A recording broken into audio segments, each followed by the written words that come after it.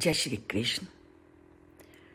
श्री कृष्ण के साथ जब अर्जुन का संबंध सखा के रूप में था तो अर्जुन को लगा कि मैंने उनके साथ बहुत बार अनुचित व्यवहार किया है और उसी अनुचित व्यवहार का भान होते ही वह श्री कृष्ण के सामने नतमस्तक होकर उनसे क्षमा याचना करते हैं और कहते हैं कि अगर मैंने कभी भी तुम्हारे साथ सखा के समय कुछ अनुचित व्यवहार किया है तो उस अनुचित व्यवहार के लिए मुझे क्षमा कीजिए।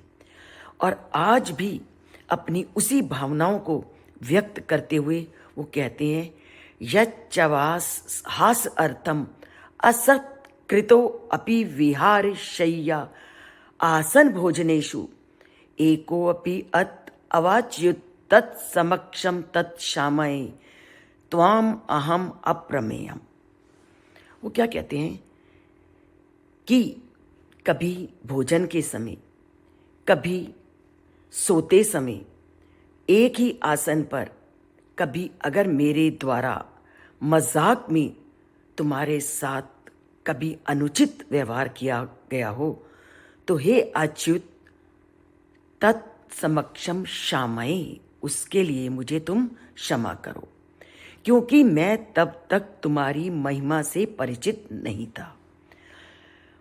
तुम्हारी महिमा को ना जानने के कारण तुम्हारे साथ रहने पर और तुम्हें सखा के रूप में मानते हुए मैंने बहुत बार तुम्हारे साथ अनुचित व्यवहार किया, तो उस अनुचित व्यवहार के लिए मैं आपसे क्षमा मांगता हूं। तो ये स्वाभाविक है कि जब तक व्यक्ति किसी के ज्ञान से परिचित नहीं होता, किसी की महिमा से परिचित नहीं होता और उसके साथ वो रहता है और एक सखा के रूप में रहता है, तो एक सखा के रूप में रहने पर उसके प्रति जो व्यवहार होता है वह पूरी तरह से भिन्न होता है। यह हम समाज में रहते हुए प्रतिदिन देखते हैं कि जब हम किसी को अपना मित्र समझते हैं तो मित्र के साथ हम हास परिहास, उठते बैठते अनेक प्रकार के अनर्गल बातें भी करते हैं और अनुचित शब्दों का भी प्रयोग करते हैं।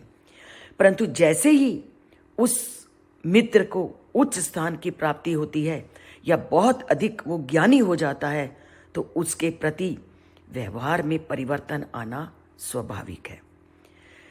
और वही परिवर्तन अब अर्जुन के मन में श्री कृष्ण के लिए आ रहा है कि जब तक उन्होंने श्री कृष्ण की महिमा को नहीं जाना तब तक उनका उनके प्रति व्यवहार अलग था, और अब जब वह उसकी महिमा को जान गए हैं तो वह उनसे क्षमा याचना करते हैं।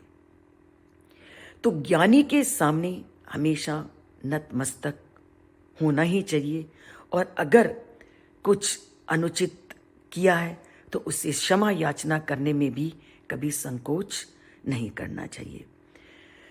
श्री कृष्ण के साथ सभी को मित्रता का संबंध प्राप्त हो तो इसके लिए श्री कृष्ण के स्वरूप को जानना, उसको समझना आवश्यक है। उसके लिए गीता से जुड़ना बहुत ज़रूरी है। गीता के श्लोकों को सुनना, उसका मनन करना और उसको जीवन में धारण करने से श्री कृष्ण के साथ आपका अवश्य तादाद में स्थापित होगा। इसके लिए जुड़ते हैं गीता के किसी भी चैनल से, और अगर इस चैनल से जुड़ना है तो एक बार केवल सब्सक्राइब करना है। उसके बाद अगर आपको थोड़ा सा भी अच्छा लगता है या थोड़े से भी ज्ञान की प्राप्ति होती है तो आप एक अंगूठा अवश्य दबाइए या कमेंट्स बॉक्स में जय श्री कृष्ण लिखकर उस परम पिता परमात्मा के साथ अपना संबंध स्थापित कीजिए। जय श्री कृष्ण।